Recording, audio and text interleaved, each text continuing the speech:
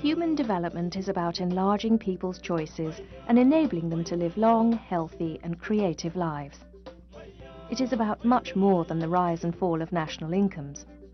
Human development is about fighting poverty, but it is also about living with dignity. The goal is human freedom.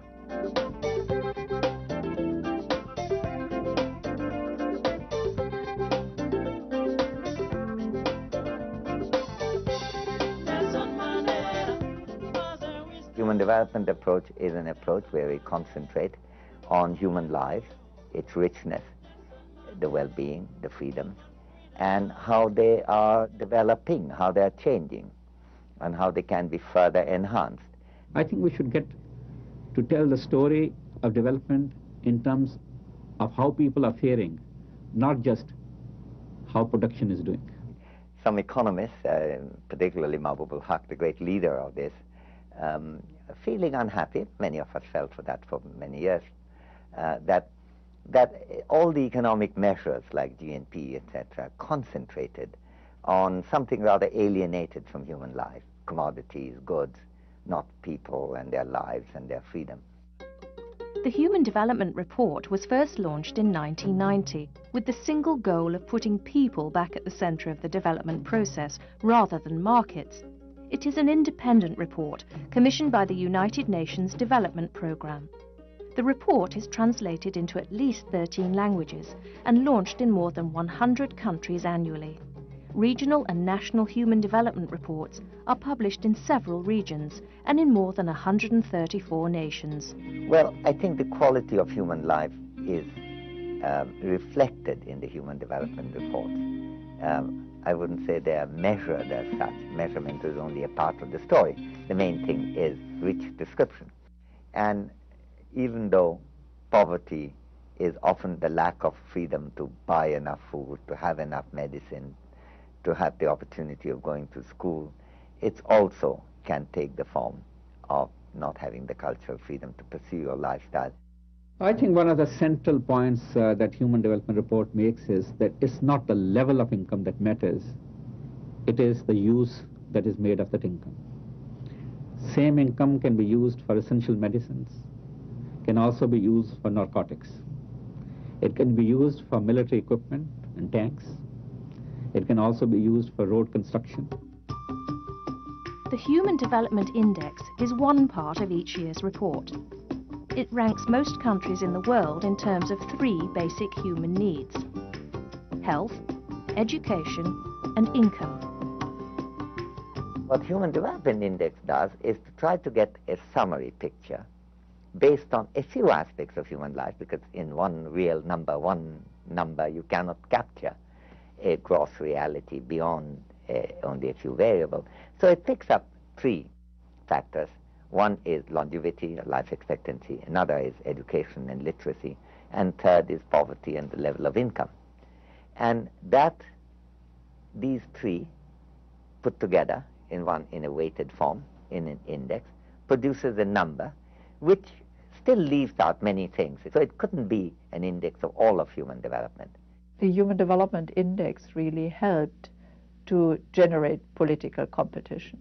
And just as competition is very good in markets to make them efficient, political competition is also very good.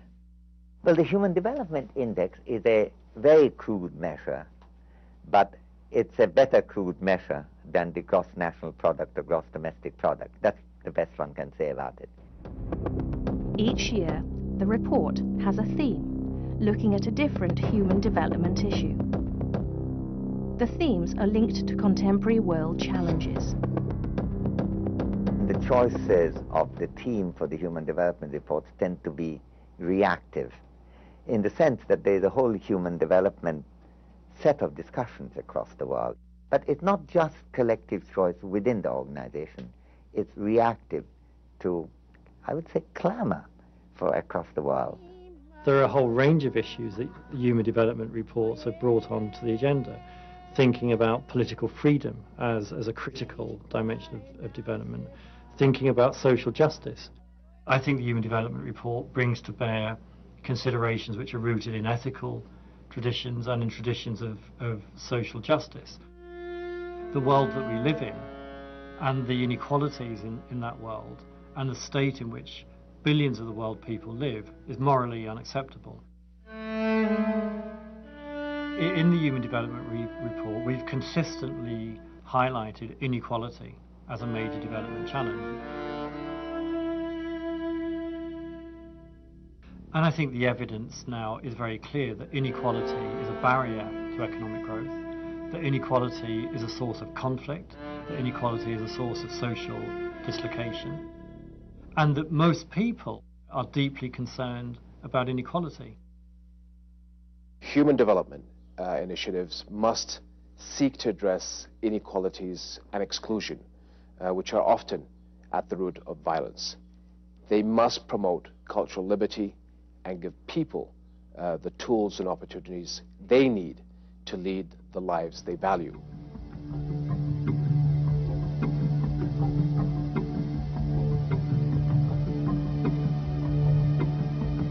Every year, the reports analyse the prospects for human development in light of current global trends. They are a comment on matters of concern to poor and rich. One of the big development challenges of our day is globalization. The most positive aspects of globalization is that it's adding to efficiency and dynamism in the world economy today. The negative aspect is that it is cutting some people out as rapidly as it is cutting some people in. The big challenge for development will be working out that kind of political dynamic within rich countries to create, to promote technology, trade, investment policies that will be helpful for poor countries. Trade is a human development issue because it's one of the threads that links rich countries to poor countries. It's far better to enable the poor to have access to market opportunities rather than to keep them on charity. In the year 2000, leaders of nearly every country in the world pledged to eradicate extreme poverty by the year 2015. Since then, every Human Development Report tracks progress on 8 Millennium Development Goals, which embody that pledge. We see inequality both at a global level and at a national level as one of the fundamental barriers to accelerating progress towards the Millennium Development Goals. It is within our collective means and resources to eradicate extreme poverty in the world by the second decade of the 21st century. This is a modest goal from a humanitarian point of view, but without sufficient political will, it will still not be an easy goal to attain. We have to strengthen the developmental role of the United Nations. We still are fighting the battles of tomorrow with the weapons of yesterday. Political leaders in rich countries also need to acknowledge that the long-term security of their citizens and the long-term security of the global community depends on tackling the fundamental causes of conflict across the developing world.